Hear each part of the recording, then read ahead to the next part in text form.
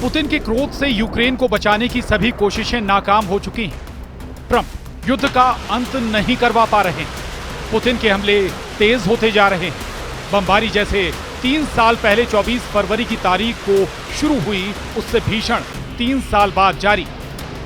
Ukraine दहल रहा है। शहरों के खंडहर धुआं उगल रहे हैं। बस्तियों की बर्बादी के बाद रूसी झंडे तनते जा रहे हैं।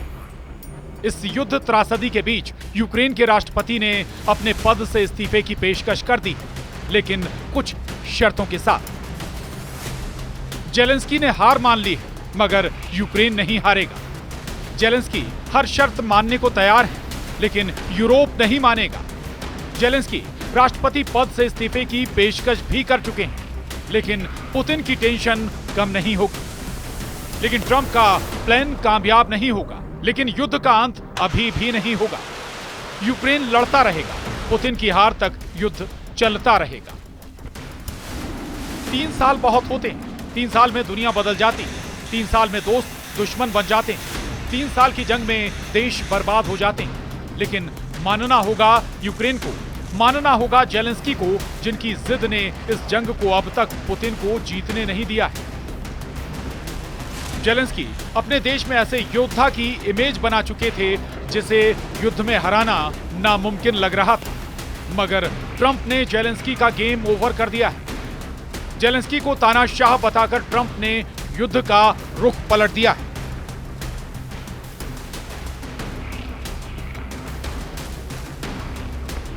हालांकि जेलेंस्की ने भी सुपर पावर की सारी चाल की काट तलाश ली है।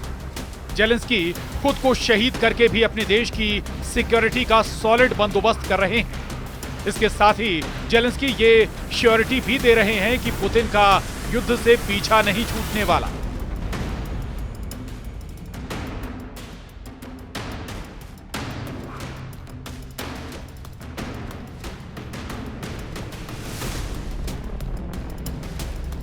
रूस को अब अकेले यूक्रेन नहीं, कई देशों की सेना से टक्कर लेने पर मजबूर करने वाले हैं जेलेंस्की।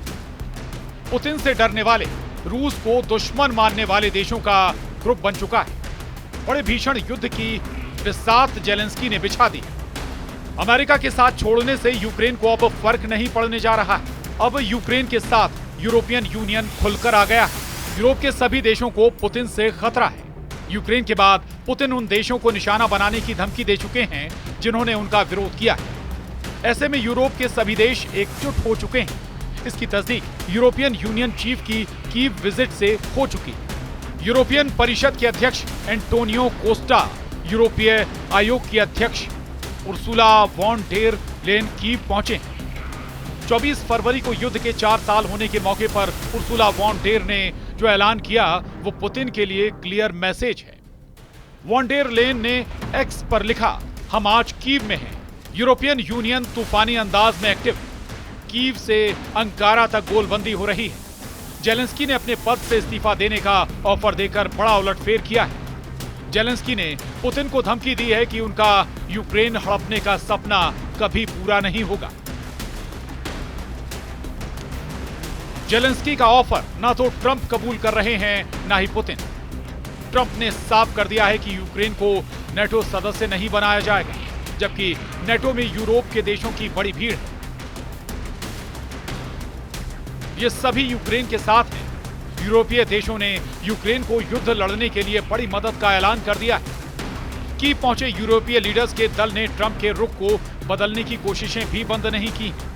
कीव में यूक्रेन के समर्थकों के जुटने के साथ ही जर्मनी से भी जेलेंस्की के लिए गुड न्यूज आई, जहां हुए चुनाव में फ्रेडरिक मर्ज ने जीत दर्ज की, जिन्हें पुतिन का कट्टर विरोधी लीडर कहा जाता है।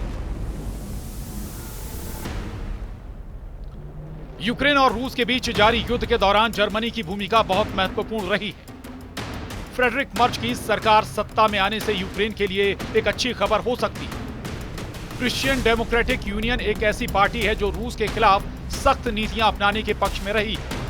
इससे यूक्रेन को यूरोप में एक और मजबूत मददगार मिल सकता है, जो रूस पर और अधिक दबाव डालने के लिए पश्चिमी देशों को एकजुट कर सकता है। यूक्रेन के लिए फ्रेडरिक मर्ज की जीत फायदेमंद साबित होनी तय है। उधर रूस ने यूक्रेन के नाटो में शामिल होने की मुहिम को नाकाम करने का मिशन ऑन कर दिया है। तुर्की के विदेश मंत्री हाकन फिदान और रूसी विदेश मंत्री सरगेई लावरोव ने अंकारा में अहम बैठक की।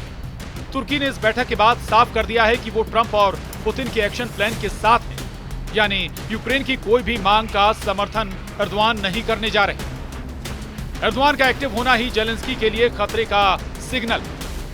एर्दोआन ऐसे लीडर हैं जिन्हें जहां फायदा दिखता है वो उसी गुट के हो जाते हैं। फिलहाल प्रेसिडेंट ट्रंप ने पुतिन से दोस्ती गांठ ली। तुर्की नेटो सदस्य देश है, इसलिए वो सुपर पावर की राह पकड़ चुका है।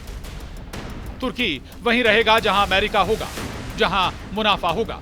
यानी ये जो वॉर प्लान है वो अब यूरोप बनाम पुतिन हो चुका है, जिसमें एक तरफ तो रूस और अमेरिका हैं, दूसरी तरफ यूक्रेन और यूरोप के 31 देश।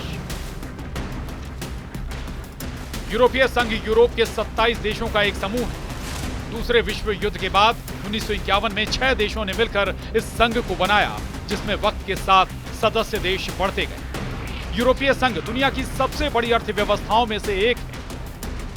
ईयू के ज्यादातर सदस्य देश नाटो संगठन के भी सदस्य हैं, यानी यह ऐसा गठजोड़ है जिनके पास न दौलत की कमी है, न ही हथियारों की। जर्मनी, फ्रांस जैसे ताकतवर देश अब तक पर्दे के पीछे से यूक्रेन का साथ देते रहे हैं, लेकिन प्रेसिडेंट ट्रंप के पुतिन के पाले में जाने के बाद अब ये सब खुलकर यूक्रेन के साथ आ गए हैं। तो क्या रूस स्टैंड बदलेगा? प्रेसिडेंट पुतिन का नेक्स्ट प्लान क्या है? बेहद डरावनी जानकारी क्रेमलिन ने दी है। रूस और अमेरिका के टॉप ऑफिशियल की बातचीत चल रही है। मॉस्को में हो रही हाई लेवल मीटिंग से पुतिन के अगले हमले का क्लू मिलने वाला है। रूस ने युद्ध में जान गंवाने वाले अपने सैनिकों के सम्मान में कार्यक्रम भी किए हैं। रूसी सैनिकों के मनोबल को फिर से बढ़ाया जा रहा है। प्रेसिडेंट पुतिन के भाषण के बाद रूस की आर्मी नए सिरे से युद्ध के लिए तैयार हो चुकी है।